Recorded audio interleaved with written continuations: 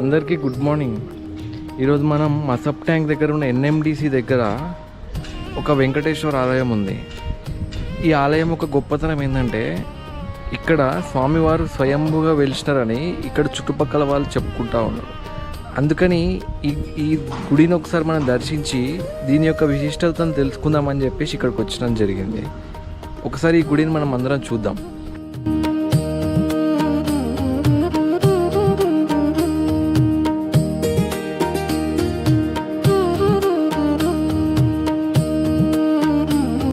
ఈ గుడి లోపల వినాయకుడి గుడితో పాటు అమ్మవారి గుడి, శివాలయము, సాయిబాబా గుడి కూడా ఉంది.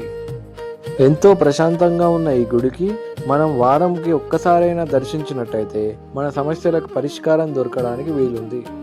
మనం ఏదైతే స్వామివారు స్వయంభూగా వెలిశారని ముందుగా అన్నామో ఆ ప్రదేశము 2 బండరాళ్ళ మధ్యన ఉంది.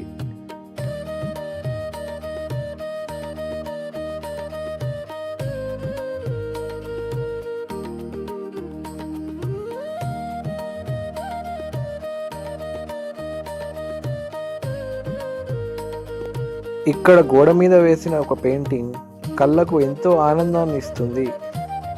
అలా ముందుకు వెళ్తుంటే రైట్ సైడ్ అమ్మవారి గుడి కూడా ఒకటి మనకు కనిపిస్తుంది. దాదాపు మసప్ ట్యాంక్ ఏరియాలో ఈ గుడిపై నుండి రోజుకు అటు 2 లక్షల మంది వెళ్తారు, ఇటు 2 లక్షల మంది వస్తారు. కనీసం రోజుకి 50 మంది వచ్చి ఈ గుడిని సందర్శించిన ఈ గుడికి పూర్వ వైభవం అందుతుంది. ఈ గుడి లోపల దొరికే ప్రశాంతత వలన మనకు నిత్య జీవితంలో ఎన్నో విధాలుగా అది ఉపయోగపడుతుంది. అయితే మనం 1000 కిలోమీటర్ల దూరంలో ఉన్న తిరుపతి వెంకటేశ్వర స్వామిని దర్శించుకుంటాం, కానీ మన పక్కనే ఉన్న వెంకటేశ్వర స్వామిని దర్శించుకోకపోవడం చాలా బాధాకరం.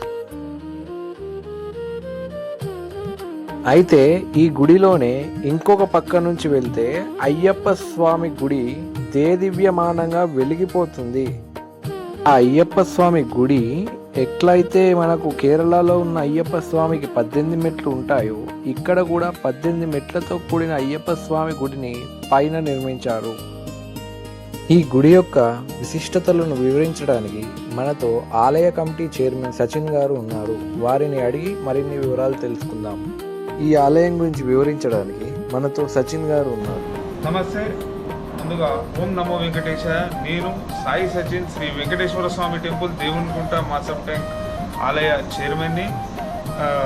ఈ టెంపుల్ 400 సంవత్సరాలు మహిమ గల టెంపుల్. స్వామివారు గుహలో స్వయంభుగా వెలిశారు. ఈ టెంపుల్ చరిత్ర ఏంటంటే పూర్వం రెడ్డి గారు అని చెప్పేసి ఈ చుట్టుపక్కల పరిసర ప్రాంతాల్లో ఆయన నివసిస్తూ ఉండేవారు. ఒకరోజు దొంగలు వాళ్ళ ఇంట్లో చొరబడ్డారు. ఆ దొంగలను తరుముకుంటూ ఆ రెడ్డి గారు తరుముకుంటూ రాగా ఇక్కడికి వచ్చి అలసిపోయి ఇక్కడ కూర్చుంటే స్వామివారు ఇక్కడ ప్రత్యక్షమై ఆయనకి దర్శనం ఇచ్చారు.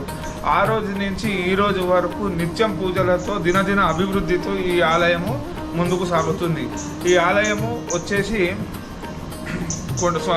కొండపైన నిర్మానుష్యంగా చాలా ప్రశాంతంగా ఉంటుంది. స్వామివారికి తిరుమల ధర ప్రతి శుక్రవారం అభిషేకం, గురువారం నిజరూప దర్శనం వంటి ప్రత్యేక పూజలు జరుగుతుంటాయి. అదేవిధంగా శ్రవణ నక్షత్ర కళ్యాణము, అనంతరం భోజనము, సాయంత్రం ఊరేగింపు కార్యక్రమం వంటి కార్యక్రమాలు కూడా ఈ ఆలయంలో అంగరంగ వైభవంగా జరుగుతుంది.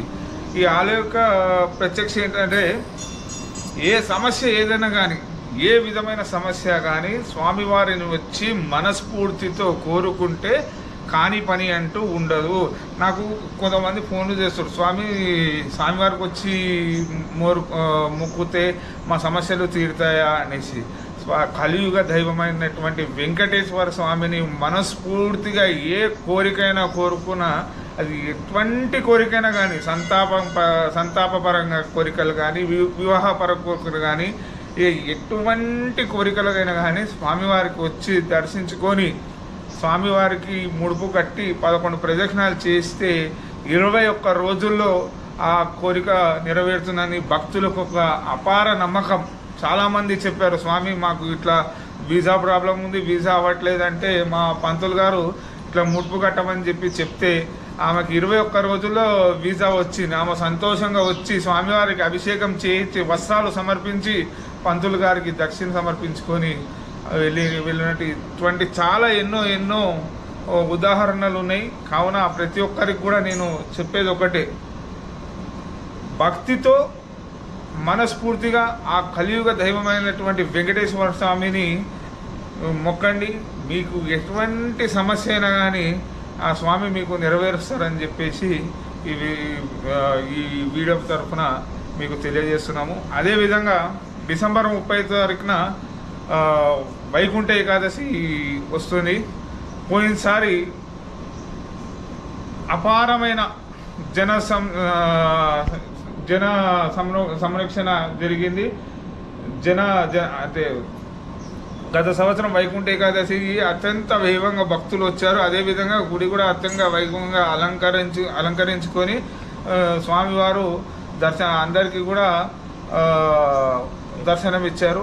అదేవిధంగా రానున్న డిసెంబర్ 30 తారీఖు వైకుంఠ ఏకాదశి వస్తుంది. అందరూ కూడా భక్తులు కూడా అధిక సంఖ్యలో వచ్చి ఆ ఒక కార్యక్రమాన్ని జయప్రదం చేయవలసిందిగా కోరుతాం. మరొకటి ఈ యొక్క ఆలయానికి ముఖ్య స్పెషాలిటీ ఏంటంటే,